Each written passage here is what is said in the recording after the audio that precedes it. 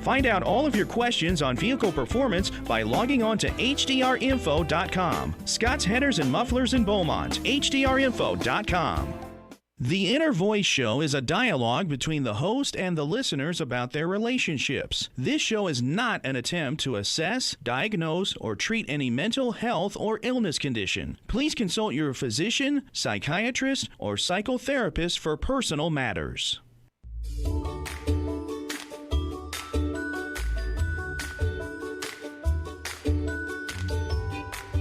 Inner Voice, a heartfelt chat with Dr. Foojan. Hello, everyone. Welcome to the Inner Voice Show. I'm Dr. Foojan Zeine, and I have Sean in studio. Now, this is a show about what matters the most in our life, our mind, thoughts, feelings, actions, relationships, and our fulfillment in this beautiful journey of life. Now, in this show, I'll bring you the latest research about facial expressions don't tell the whole story of emotions. Researchers warned of drawing too quick conclusion about people's feelings just on their face. Then I will speak to Dr. Deborah Sandella, an award-winning psychotherapist and university professor and the originator of the groundbreaking RIM method. We'll definitely talk to her about it. And she is the author of Goodbye, Hurt and Pain, 7 Simple Steps for Health, Love, and Success. Be sure to subscribe to my podcast and YouTube channel and social media. I'm on Twitter, Dr. Zeine, or Instagram, Dr. Foojan Zeine. Go on the podcast, give me reviews. You let me know, what you think, and let me know what are the topics that you want me to talk about, whether myself or with an expert. We'll be right back with the tip of the week.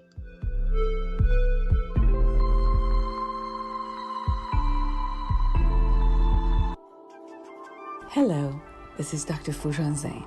For all of you who are interested in changing something in your life, or shifting a new career, or bettering your intimate relationship, or, it's just time to take care of you, but you really don't have time to take off from your busy day, or you're just too far away from my Beverly Hills or San Clemente office. I have a great offer for you. I'm only offering this time-limited package to you for online therapy, if you are living in the state of California, or online coaching wherever you live around the world. Now listen, a 10-week package with the $500 discount. Call me to schedule your appointment, 818-648-2140, 818-648-2140, or go to Foojan.com, Foojan.com for more information. It's time to take care of you because you are worth it.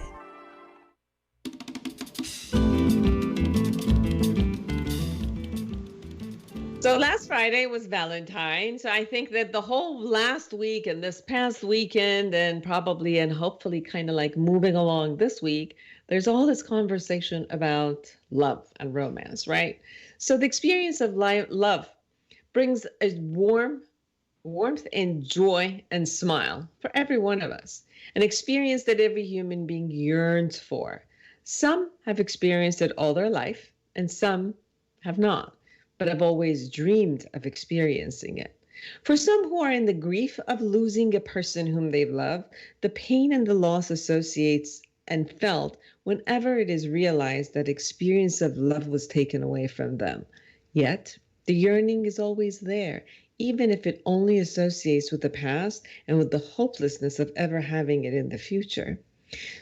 Love also rides with a sense of attachment, which makes it personal and sacred.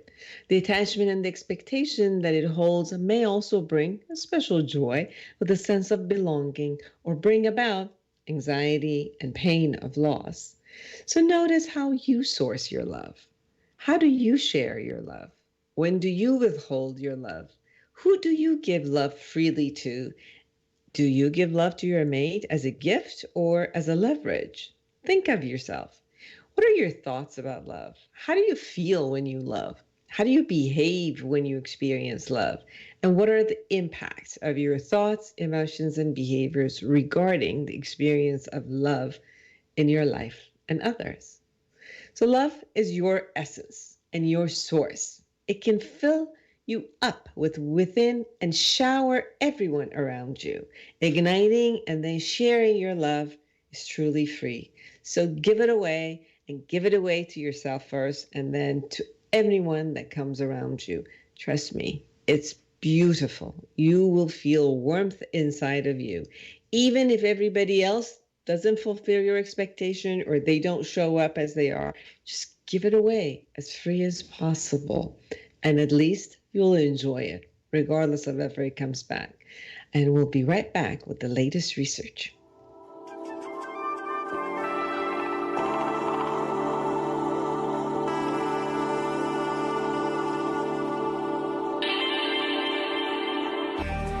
Have you ever wished you could just wake up one day, reach across your nightstand, and hit the life reset button? Let's face it, the struggles and frustrations of everyday life leave millions of women and men around the globe yearning for a new way. And the new way is right here in Life Reset, the awareness integration path to create the life you want by Dr. Foojan Zeine. You can get it now at Foojan.com or Amazon.com.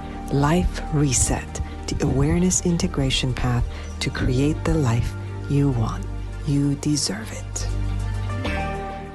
Check us out online at KMET1490am.com.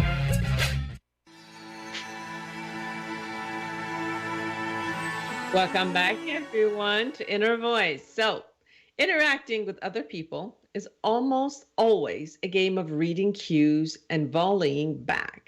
We think a smile conveys happiness, so we offer a smile in return. We think a frown shows sadness, and maybe we attempt to cheer up that person. Some businesses are even working on technology to determine customer satisfaction through facial expression. But facial expressions might not be reliable indicators of emotion, research indicates. In fact, it might be more accurate to say we should never trust a person's face, as the new research suggests. Damn, and I thought I was getting good at that, to read people's face, see what the researchers say. They say at the researchers at the Electrical and Computer Engineering at the Ohio State University, whose work has focused on building computer algorithm that analyze facial expressions, and his colleagues presented their findings February 16, 2020 at the annual meeting of American Association for the Advancement of Science in Seattle, asked the question, can we truly detect emotion from facial articulation? And the basic conclusion is no, you can't. The researchers analyzed the kinetics of muscle movement in the human face and compared those muscle movements with a person's emotions. They found that attempts to detect or define emotions based on a person's facial expression were almost always wrong. Everyone makes different facial expressions based on context and cultural background. And it's important to realize that not everyone who's smiling is happy, and not everyone who's happy smiles. I would even go to the extreme of saying most people who do not smile are not necessarily unhappy. And if you are happy for a whole day, you don't go walking down the street with a smile on your face. You're just happy.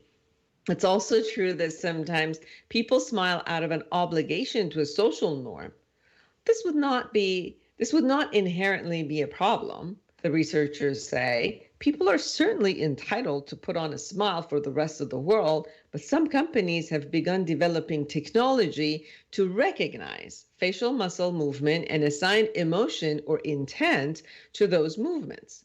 Some claim they can detect whether someone is guilty of a crime or not, or whether a student is paying attention in class, or whether a customer is satisfied after a purchase.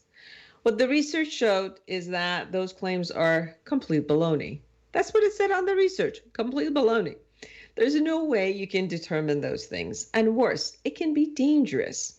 The danger lies in the possibility of missing the real emotion or intent in another person and then making decisions about that person's futures or abilities. For example, consider a classroom environment and the teacher who assumes that a student is not paying attention because of the expression on the student's face. The teacher might expect the student to smile and nod along if the student is paying attention, but maybe that student, for a reason the teacher doesn't understand, cultural reasons perhaps, or contextual ones, is listening intently, but not smiling at all.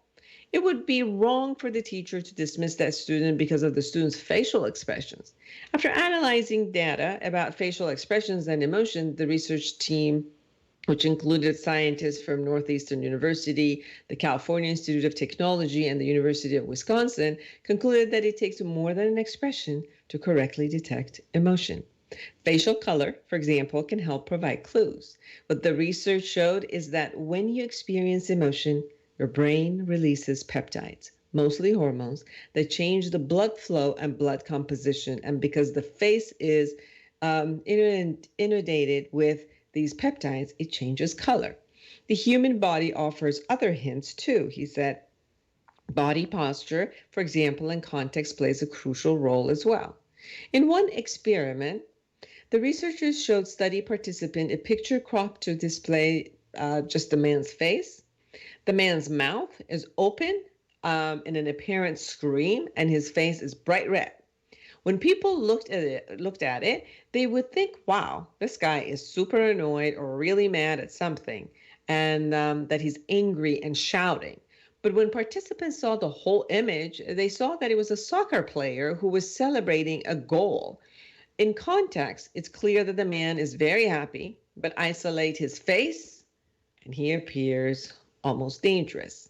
Cultural biases plays a role too. In the US, we tend to smile a lot. We're just being friendly. But in other cultures, that means different thing. In some cultures, if you walked around in a supermarket smiling at everyone, you might get smacked. So two takeaway from this research are, you're never going to get 100% accuracy.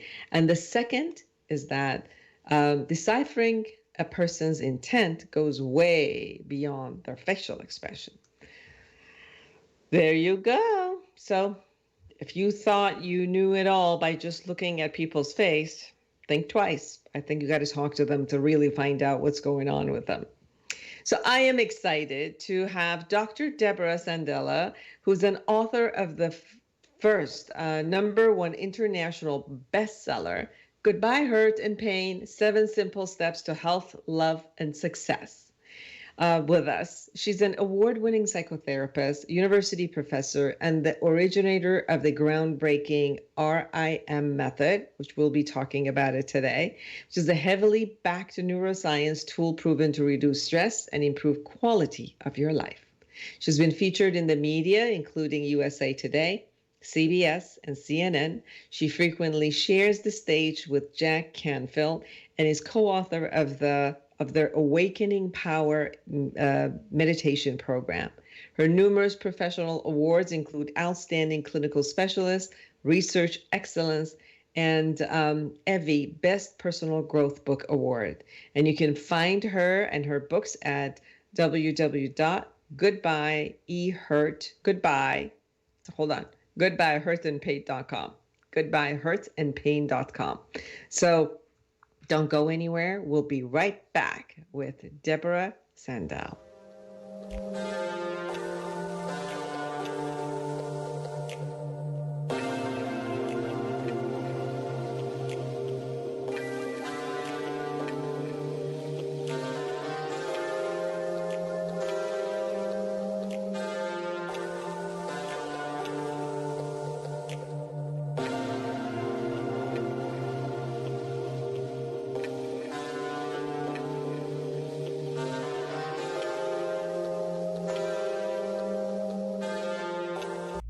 Join the conversation every Monday afternoon at 3 p.m. Pacific for Inner Voice Heartfelt Chat with Dr. Foojan. Dr. Foojan is a radio and TV host, international speaker, psychotherapist, life coach, and the author of Life Reset, the awareness path to create the life you want. She brings you the latest research and interviews with experts in the field of cognitive sciences. Anyone who loves to grow and create growth for humanity gets a voice on this call-in show. Inner Voice Heartfelt Chat with Dr. Foojan.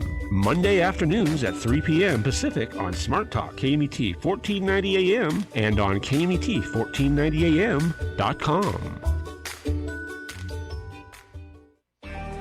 Have you ever wished you could just wake up one day, reach across your nightstand, and hit the life reset button? Let's face it, the struggles and frustrations of everyday life leave millions of women and men around the globe yearning for a new way. And the new May is right here in Life Reset, the awareness integration path to create the life you want by Dr. Foojan Zeine. You can get it now at Foojan.com or Amazon.com. Life Reset, the awareness integration path to create the life you want. You deserve it. Hello, this is Dr. Foojan Zeine. For all of you who are interested in changing something in your life, or shifting a new career, or bettering your intimate relationship, or, it's just time to take care of you. But you really don't have time to take off from your busy day, or you're just too far away from my Beverly Hills or San Clemente office. I have a great offer for you. I'm only offering this time-limited package to you for online therapy if you are living in the state of California, or online coaching wherever you live around the world. Now listen, a 10-week package with a $500 discount. Call me to schedule your appointment, 818-648-2140, 818-648-2140, or go to Foojan.com, Foojan.com for more information. It's time to take care of you because you are worth it.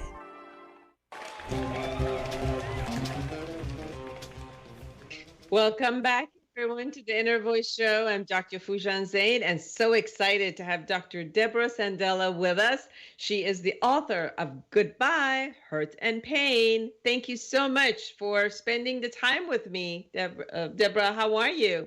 I'm good, Foojan. I'm really happy to be here with you. Oh, I'm very happy. I met you for the first time. I think it was November 2019 in New York, in Peace Village with the Brahma Kumaris and Sister Jenna. And I'm so grateful always, I guess, just get to meet amazing people at these retreats. So I know that we had shared a little bit about our models together and your goals and everything that you were doing. And it was exciting to have you come to the show and share your brilliance, your method to our listeners and the viewers. So thank you for taking the time to be here. It's really my pleasure. Yes, it was so much fun to connect with you. So I knew I really wanted to be here. Beautiful. So tell us about your method. First of all, tell us what RIM means. Mm-hmm. Right. So RIM is an acronym for Regenerating Images in Memory. Right. And how did you create this model? Well, it's been about the last a little over 20 years that it all began. And I don't know if you want me to share the dramatic story of the very beginning, or I don't know. Whatever you want us to know. Well, I would say that it was through a personal experience with my dad having a cardiac arrest. That it became very clear to me that more than thinking is important, and that having an experience where I connected with him when I found out he was in ICU really changed my life professionally and personally. So it caused me to start looking in different directions. I happened to have been an academic at the time. And I started to really look into, I call it imagination. You could look at it many different ways, but it's the visionary part of us that we don't always give attention to. Yes, you also talked about a lot about intuition, the feelings that show up within you and how to listen to them, how to be connected more to your feelings and like you said, the visions and the intuitive part of us as it gives us messages. And what is it?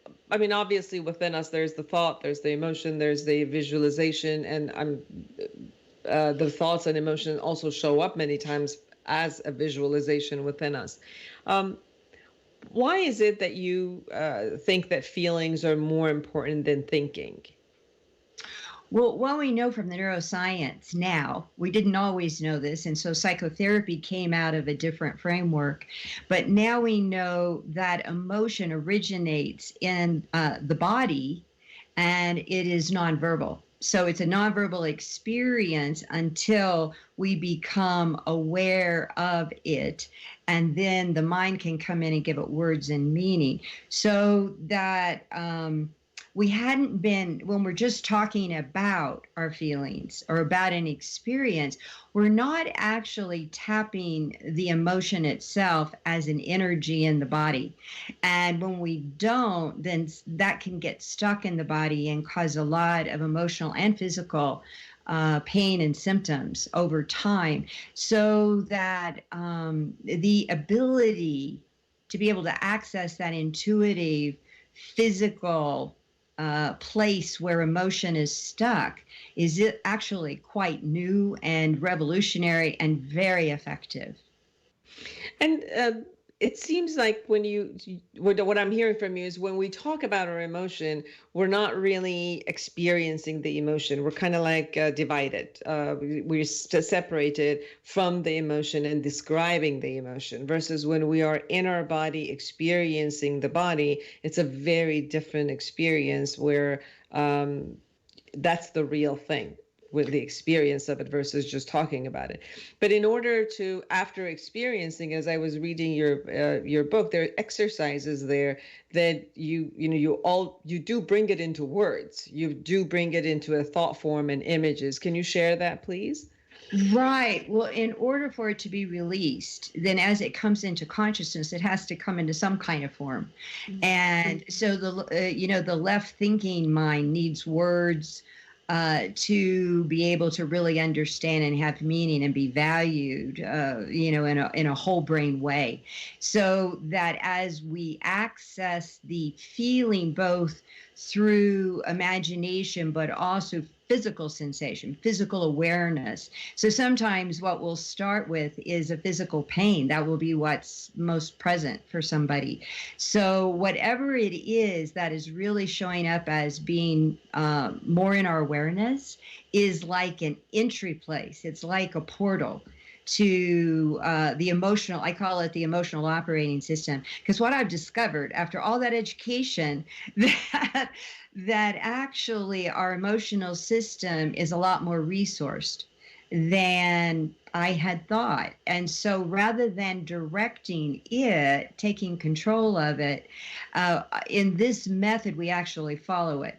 That it really knows where to take us in the body, and then it kind of uncovers the content that then the mind can give words and meaning, and then we get to work with that. And now we're really in, we're in a really rich, fertile place for very quick and immediate transformation and release of pain.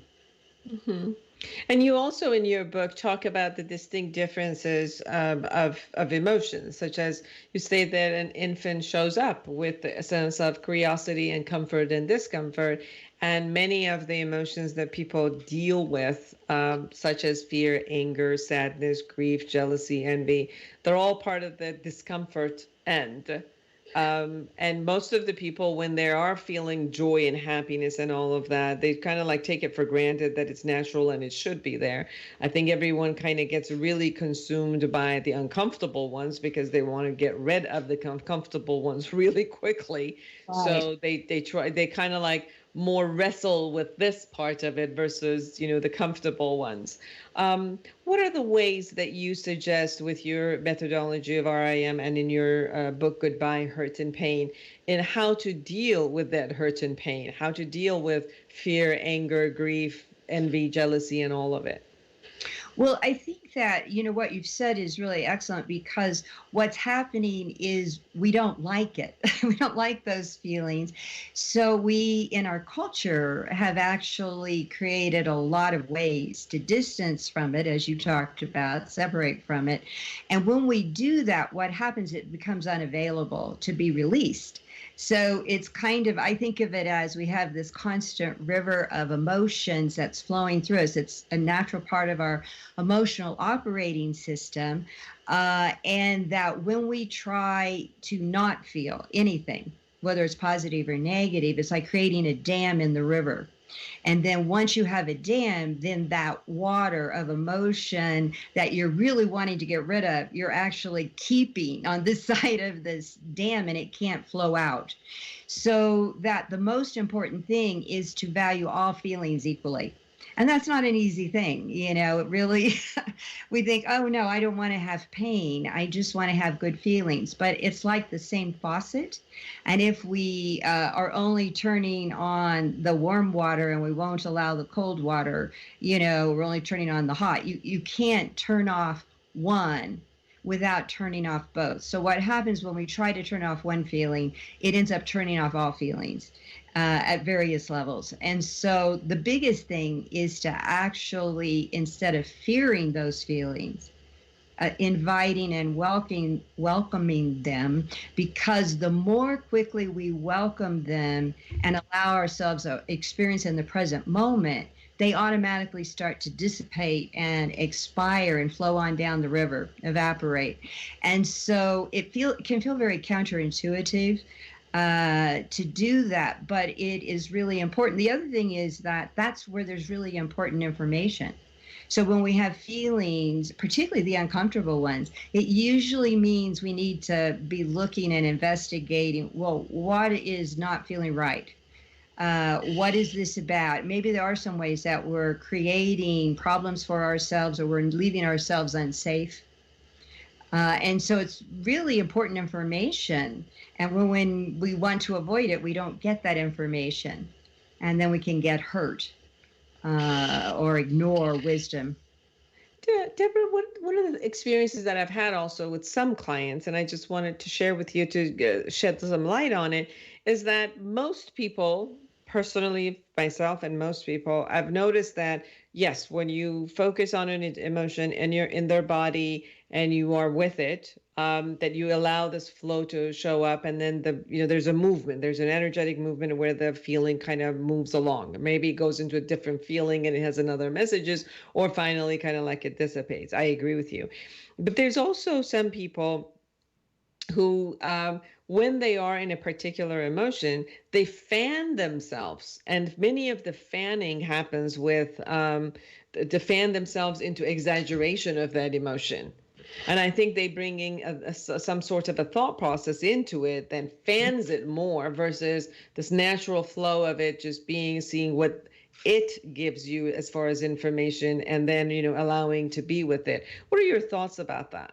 Well, I think that is true. And one of the key things in the REM technique is that it is closed eye. So the minute we close our eyes and we really are not focused on the external world, but we're really turned inward, then we start to move into more whole brain experience right away. So there's just subtle ways with the REM process that people keep out of thinking, but it's kind of like dreaming, where it's a simulated dream state, so that the mind doesn't have control to embellish on the story. I mean, it can, but it's like it's just not motivated to do that, because there's this whole inner kind of movie that begins and unfolds, and we get to follow it. It's so compelling. It's like reading a novel,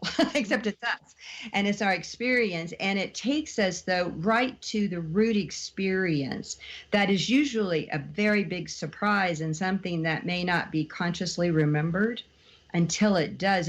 But would it be helpful if I give a little example? Please, yes. So like there was a woman that was in her early 30s who came in because she was very successful professionally, but she wanted a relationship and she wanted to get married and have children, and that just wasn't happening. In fact, she had never really dated very much, didn't feel very attractive. And so in this process, as we started following her inner experiences, we landed all of a sudden where her imagination brought up an image of her standing in the cafeteria line in 5th grade. And she goes, I have no idea why I am here. I said, well, let's just see what happens. And as she's standing there, this is an imagination. So it's an inner movie, you could call it. All of a sudden, one of the boys in her class walks up to her and says, you're ugly. well, those of us that remember fifth grade, we know that girls are very sensitive about their looks and boys are pretty awkward with girls.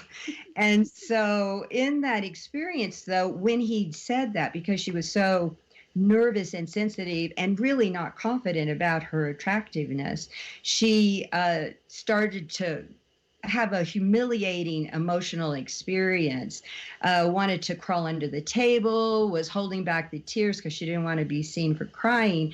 And so in that moment, we accessed that energy in her body, that feeling that had been stuck there. And just by accessing it, we now can give her a chance to feel safe to say something. So, I gave her permission to go ahead and speak to the boy, whatever she wanted to say. And she said, well, you really hurt my feelings. Why did you do that? And just in that present moment speaking, it allowed her to stand up for herself and not just become a silent taking the pain without even understanding it. So what happened as she continued with the dialogue, she found out that the reason he did it, I bet you could guess why, knowing fifth grade boys. You had a crush on her. Yes, absolutely. That was it. He said, well, I did it because I like you. And that's how that's how I interact with the guys. And in that moment, when she heard that, when she felt that truth from him, that he was actually attracted to her, all of a sudden, her whole self-esteem around her looks to men totally rescripted itself. It's like there was a whole new moment of emotional awakening that changed her body awareness. The way she looked when she walked in the office and when she left the office physically was so different.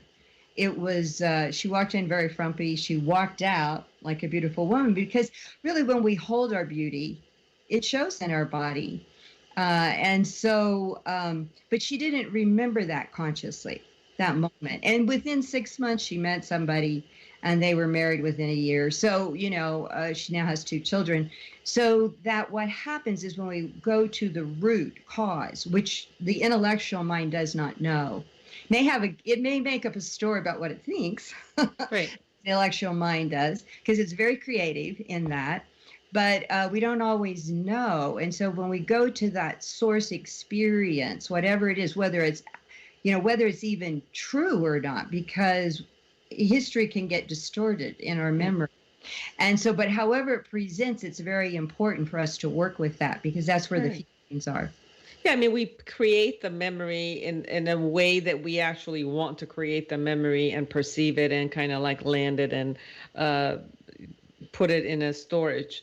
But what is it that makes some memories stick in the memory even after we work with the causal effect and everything is resolved? Somehow the memory, the way that we perceived it and hooked it and locked it, kind of like stays. I mean, sometimes we work through some of the energies that are around it and release it, but somehow the memory, the way we have described it to ourselves and said it kind of like stays in stone. Well, there is, sometimes it takes more than one memory, because if something gets locked in early, you may have more than one experience in your life that has anchored that belief. So it's become a belief at an unconscious level, and it may take some, a series of working with different memories that show up at different ages, because that was in 5th grade. Although actually she got results with just that session. But, sometimes, particularly with people that are much older, she was 30. But as you get, much older, you have many more memories that have built up to, find evidence that you're not attractive, or find evidence that whatever it is that unconscious belief is that's limiting. Mm-hmm. What are the ways to actually let go of the overwhelming feelings that show up? Many people, when they get flooded by a lot of emotions, they just seem to either shut down or have an outburst, and then they'll, go through the shift of and obviously cognitive behavioral, many times those theories talk about shifting your thought process in order to change the emotion. But many times, as the emotions are getting, we're getting flooded by them, it's almost like a river that's just taking us, and we have no way of doing anything except just, feeling like we're getting drowned in all of it. Right. Yeah, it's like a flood. The river of emotion can definitely be like a flood. And so the way we talk about it in RIM is that we create floodgates so that you can safely start to allow the emotion to be released, but there's no risk of flooding. I think that the big thing is the difference is with RIM, instead of working with thought, we're actually working with the raw emotion. So that, but we're creating safety with how to work with that raw emotion. So when you're flooded, is actually a very excellent time to access the core stuck emotion and allow it to be unfolded, allow it to be worked with. So that I would say there's a couple of things. It's like pause and breathe first, because the breath connects both the voluntary and involuntary nervous systems. And so when we actually start to control our breathing, we're having a direct access to that part of the brain that creates anxiety and fear. It's not an intellectual process. It's a very much a visceral or a gut experience, and it just happens. It just shows up. So we can't stop that. We can't prevent that from happening if it's there. When it shows up, it just happens. But what we can do is tap into that part of the body and the brain by even just starting to control our breath. And as we start to control our breath, actually give over to the feeling without hurting ourselves or others. So that, for instance, like with anger, what I find with anger is so many people have learned that it's not cool to be angry. It's not a good thing. You're not a nice person if you get angry. We learned that so much in so many ways, especially for women. Yes, especially for women. And so what happens is when we start to sense anger, just to interrupt the chatter, just to let go, shift the attention over to closing your eyes and just feeling as angry as you can.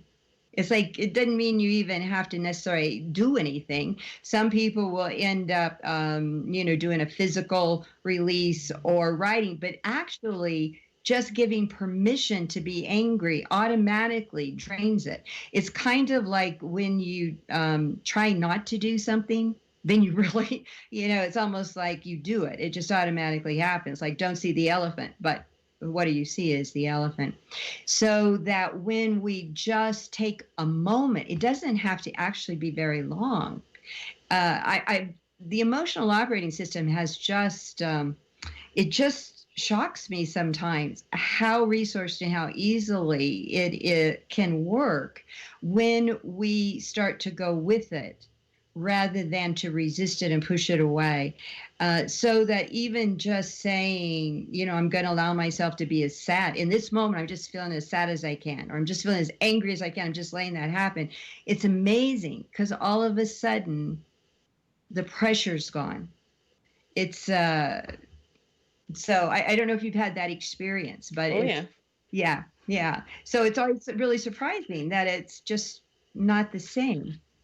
Yes, I've personally had a lot of experience with this, and I've had a lot of clients as you, that when you allow yourself to not be afraid of your feelings and not be thinking that you're going to get suffocated or flooded by it, and you, like you said, embrace it, you kind of walk into it and allow it to be. And I even learned this from Albert Ellis, where he would just say, like, from 0 to 10, how angry are you? And the person would say 3 and says, move it up to 7, move it up to 10. And he would just, put the scale of emotion in your hand, in a sense of as thinking, okay, move it anywhere you like. You could bring it down, you could take it up and notch and do whatever. And how much that person can really embrace the emotion and allow it to talk, and let it go. But there's also, beside the emotion, that there's obviously your value, the thought process, and the belief system, and all of that. But what I hear from you is you engage in the emotions immediately. You go into whatever the issue is, you engage in it, because that's where you say the messages lie. That's where if you go through that pathway, you will know what the source of your anguish is, much more than trying to figure it out. Exactly. Yeah. That trying to talk ourselves out of our feelings just doesn't work. We've all tried that, and it doesn't work. So that I would say that how immediate it is an organically arrived at speed. So that we're, as a facilitator. So I don't think of it as a therapy. I think it as a facilitation of that system and that person as their whole system, their mind, body, and spirit. So they're really in charge. They can't do it wrong. We're really following them, their inner journey. And then we have certain skills, like we have tools and skills that we can pull in to make sure that it's profitable, to make sure that it's safe, and that it facilitates moving toward a resolution. But it's very organic, so that it is not controlled. So some people will go fast and some people will go slow to get there, and however they get there is how they get there, and that it works. Because what happens when there's no resistance to their speed or where they're wanting to go or what they want to do in that inner experience, then all of the resistance and defenses just fall away, and we have a much quicker straight line to what's really happening and what needs to happen and wants to happen. And neither the client or the facilitator intellectually knows what that is. It's something that happens during the time together that it shows up, but we don't know. We don't know, because it's kind of it's a non-linear intuitive process, actually. Yeah. So that we're actually starting to work with the University of Colorado around that. They have a theory of two minds theory, which is the reasoning mind. Here are matches for 2 minds. Oh, sorry. I don't know how that happened. Sorry, I guess Siri, my voice on my phone. So sorry. That the two minds theory is reasoning and then the intuitive mind, and that they work very differently. And like in healthcare, we use the reasoning mind to educate people mostly, but that's not really very effective in helping people get to the root blocks to being healthy, whether that's emotional or physical. And so how to engage the deeper aspects of who we are, that second mind, that we have not explored as much, or we haven't become as comfortable with, is really what this is all about. Mm-hmm. You also, in your book, state that you don't need to talk about your emotions, you could. Are you saying that just feeling and expressing and all of that expression of it, and you sensing it, is enough, that you don't really need to talk about your emotion? Or is this the same thing that we were talking at the beginning, where if you attempt to talk about your feeling instead of experiencing it, then you're kind of like far removed from it, and you're describing your emotion versus being in it? But are you also saying that even as you are in it and experiencing it, that there's no need to talk about it even afterward, or putting it together in a perspective? Well, you're correct. That's what this is about. That the key word there is talk about.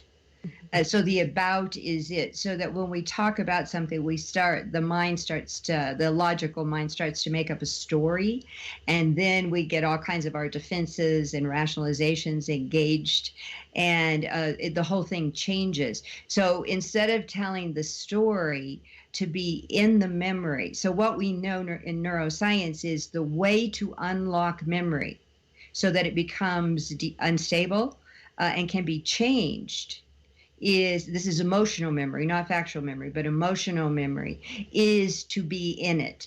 So we need to access being in the memory first, but then we immediately begin to alter it. Soon as it's unlocked, soon as it's destabilized, then we use skills to start regenerating a new experience with that memory.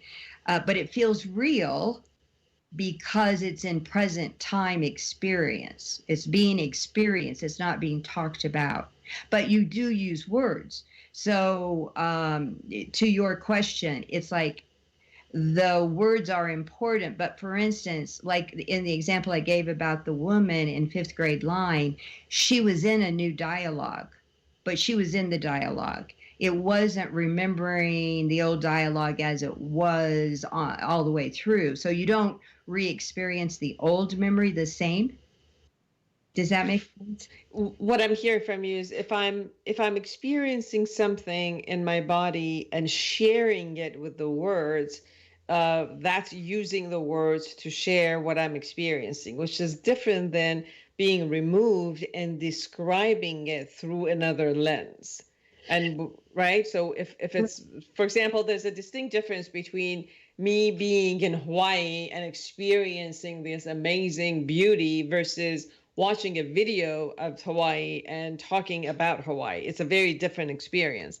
And kind of what I'm hearing from you is a different experience of me looking at my emotions, sharing my emotions as if I'm describing something out there versus I'm inside my body, I'm actually experiencing it and then using words to share with you outside of myself how I'm experiencing it. And you're saying that's when you are in that space and you go, first of all, it's easier to find the source. Second of all, that you immediately, your system is regenerating and rewiring what your experience has been to the here and now experience, which, brings all your strengths and everything and reintegrates it in a system.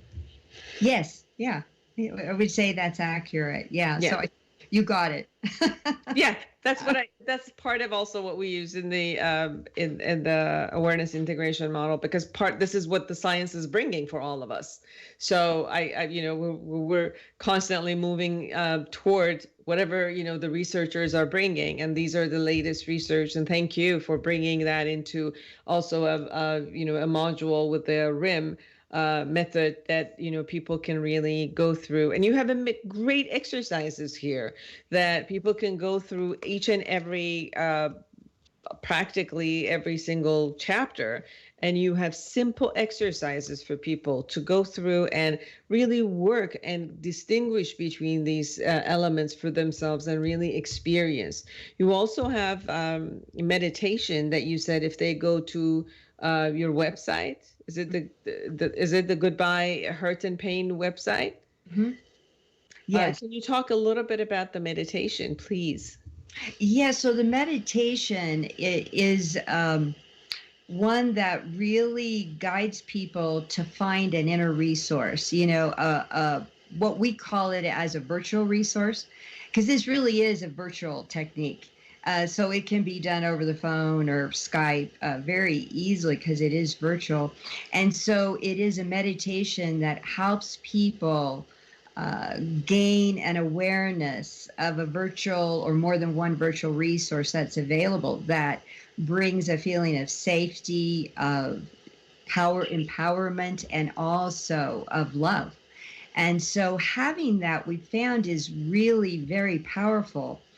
As an ongoing inner safety. It's like you're not alone. And that it was interesting because there was some research, I don't know if you read this in the book, about how when people have a person with them when they're experiencing pain, it actually can decrease physical pain. How physical pain registers. But the surprising part was a picture of that person with them actually relieves the pain more than the real person. Wow. And I thought about it when I read that research, and I thought, well, that's really true. When my husband's with me, it's wonderful to have him, but he also brings his own opinions about things. I prefer to have him with my opinion and not his.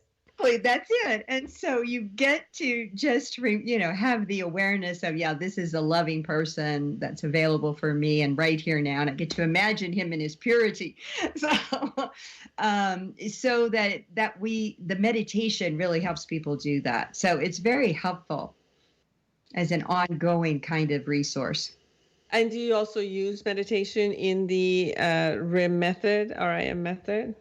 I would say that the process itself is we guide people into a meditative state, or they drop into a meditative state. So you're within that meditative state, but it's interactive, and it's a very active inner process, so that it's not the same kind of process as meditation, or it's not even the same as guided meditation. But it is, because it's client generated, so that, but interactive, verbally interactive, between the individual and the facilitator. And can people go through the book and go through some of these experiences themselves, or do they only have to work with like one of your therapists, with yourself or one of the other therapists which you have train them to your model? Or can this also, as they go through the book, they can, obviously some parts of it, not very deep, but some parts of it, they can also go through your exercises and your methodology with themselves? Actually, the book is written just for that. It's written for people to use with themselves. And I get emails, saying that it helped people deal even with sexual abuse memories. I mean, it's amazing, because with the self, there's a self-regulation, and the psyche doesn't go places that are going to get us into trouble. It's when other people would push us to go places that maybe we're not ready for or don't feel safe, that we can get into more trouble. So people can have had dramatic self-healing experiences using the book. So Beautiful. I encourage that. Yeah. Now, I did not write it to teach people how to facilitate others. Sure. Because again, you're getting into different territory in terms of, we're accessing these are skills that take you very deep. And so I want to make sure there's always safety with that. Yes, absolutely. So for all of you who are listening and watching us, please go to either Amazon or goodbyehurtandpain.com and get the book by Deborah Sandella. And this book was also forwarded by Jack Canfield, who's the co-creator of The Chicken Soup for the Soul. I know probably everyone has heard of him also. So here it is, the book, Goodbye, Hurt and Pain. It was a pleasure having you on the show. Thank you so much. I learned from you when I was at the Peace Village, and we sat together at the table and sharing our models together, and again today, and hope to have you back as you create more and more experience, and your own experiences add to it and bring and share with us.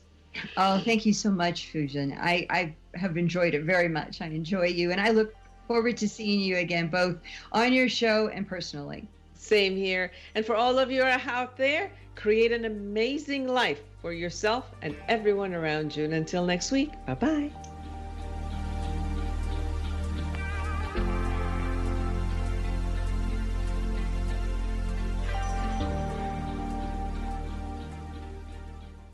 The Inner Voice Show is a dialogue between the host and the listeners about their relationships. This show is not an attempt to assess, diagnose, or treat any mental health or illness condition. Please consult your physician, psychiatrist, or psychotherapist for personal matters.